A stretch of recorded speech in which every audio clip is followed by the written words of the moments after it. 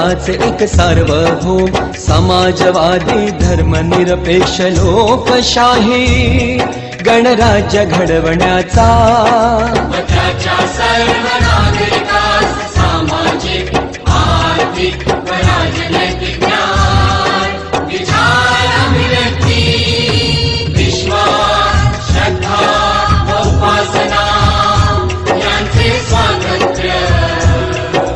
दर्जाची व संधीची समानता निश्चितपणे प्राप्त करून देण्याचा आणि त्या सर्वांमध्ये व्यक्तीची प्रतिष्ठा व राष्ट्राची एकता आणि एकात्मता